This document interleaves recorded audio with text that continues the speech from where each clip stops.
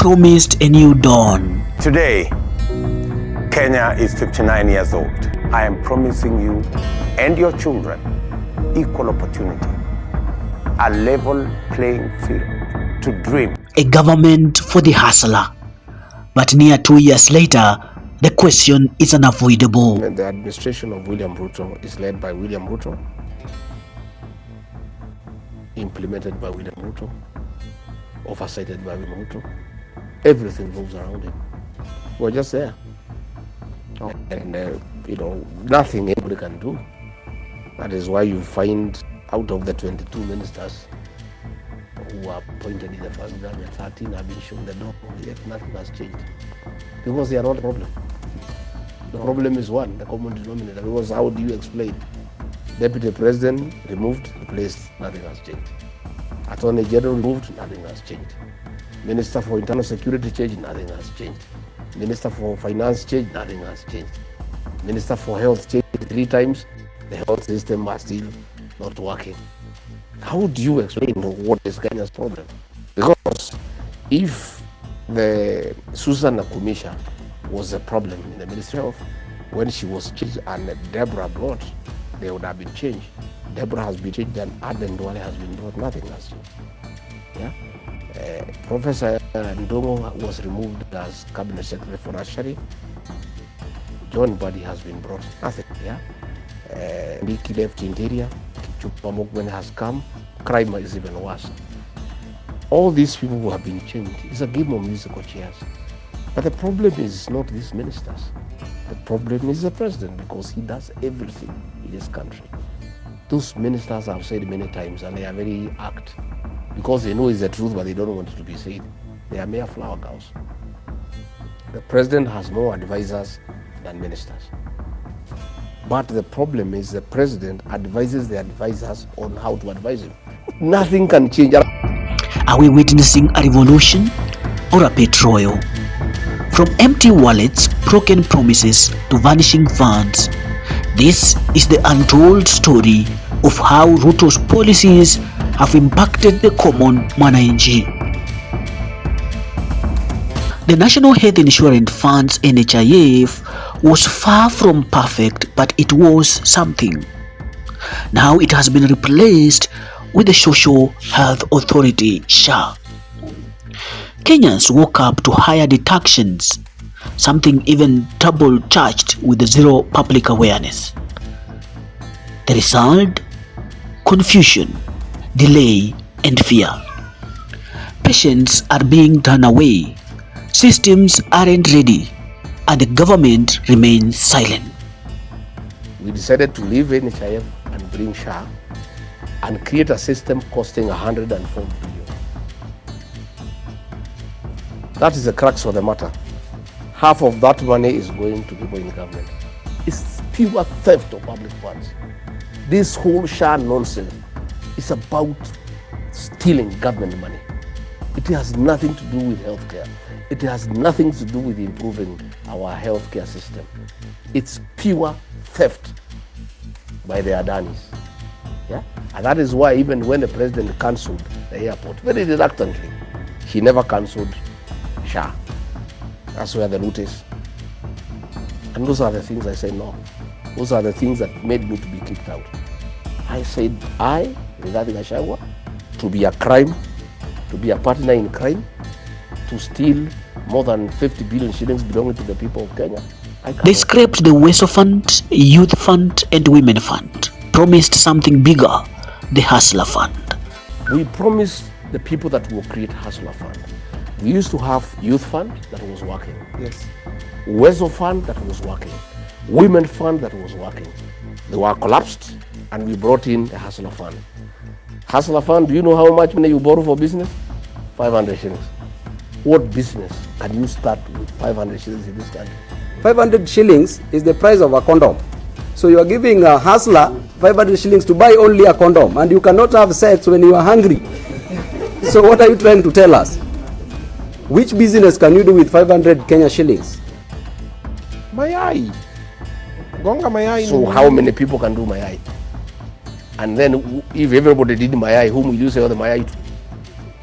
I mean, I mean, it's an insult to the people of Kenya. But the truth, it is not a grant. It's a mobile loan with interest, credit scoring, and very little real empowerment. Many can't even access it. Others are trapped in a cycle of micro debts. And the question lingers, where is the transformation? Your salary is no longer yours.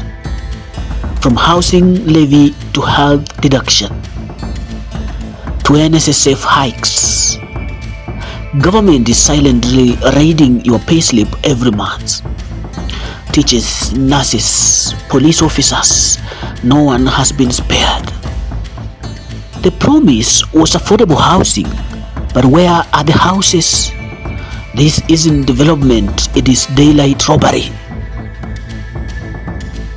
In a late-night parliamentary move, the government granted the National Intelligence Service (NIS) and restricted access to public funds. No oversight, no accountability, no transparency. Critics say this is a financial black hole, a legal loophole for looting in the name of national security. Used for security operations. That money is the money William Ruto is using to bribe leaders. It is the money that he used to get people to impeach me. It is the money he's using to give churches 20 million. It is the money he's using for these empowerment programs and peace all over, giving 10 million every day. You would ask yourself, where is that money coming from? These are MPs who cannot afford that money. What has happened is that, like the other day during the supplementary too, 10 billion shillings was allocated to NHIF, ostensibly to deal with insecurity within the region. Nothing like that. All that money, because it's not accounted, there is no way you account that money, is given to NHIF, withdrawn in cash and given to William Ruto for politics. The last time he was here in the mountain, he used over 1 billion shillings. This money is given in Harambee, it's not in any budget. If you look at the amount of money that is being spent to bribe leaders, to bribe voters, this is the money from the National Treasury, siphoned through the National Intelligence Service and given to William Ruto for politics. And there's nothing else going on in the country, by the way. Exchequer issues are a problem. We don't collect enough money every week. So whatever money that is available is given priority to the National Intelligence Service. That money is given to William Ruto for politics. And I can tell you that is why you find pending bills are not being paid. Today, as we speak, teachers are suffering in schools. They have money for capitation has not been released. You know, teachers, the head teachers cannot pay for supplies. They are almost being auctioned. Help, university students are at home. Health is not working. Yet William Ruto is busy with his principal assistant and his MPs in Harambees every day, 20 million, 30 million. This is the money that is the taxpayers' money that is being channeled through the National Intelligence Service to the president, and this is the money that is being used to do politics. In Baragoi, whispers of land grabbing have grown louder. Local leaders, residents, and whistleblowers alleges that powerful individuals like the president is acquiring public land under shady deals. How do you explain a president who was loved by the people, a man who was the darling of the Kenyan people, a man whom everybody believed in, the masses, the women, the churches? 2 years down the line, everybody is saying Ruto must go. People are now saying 1,000. How do you explain that? How did the president get there? And I sat him down, I said, Mr. President, this guy you appointed as your intelligence chief, go bring it down. Today, in every bar in the country, in between around midnight, there is a song Ruto must go. If you do any polls, the president's rating is below 15%. How do you explain that? It's because he doesn't know what is going on in the country. He has lost it. He keeps on saying things are okay. People are very happy. Oh, we are doing affordable housing. Nobody wants these houses. And I told him, Mr. President, people do not want affordable housing. I told him, Mr. President, this university financing model The students and the parents are not happy with it. But the president now has sycophants around him, people who belong to his praise and worship team. They hear no evil, they see no evil. But even if you have sycophants around you, the Constitution gives the president's approbation of being cushioned from bad advice. As Kenyans struggle, the elite thrive. This is not bottom up. This is top-down exploitation with hustler mask. This isn't just about policies. It is about systems that slowly turning its back on the very people who brought it up to power. The hustler narrative is fading, and what is left behind is pain, debt, and interest. Is this the Kenya we voted for? Or is it time to demand better? What do you think? Drop your thoughts in the comments. Like, share, and subscribe to Vox Politika, where truth has a voice.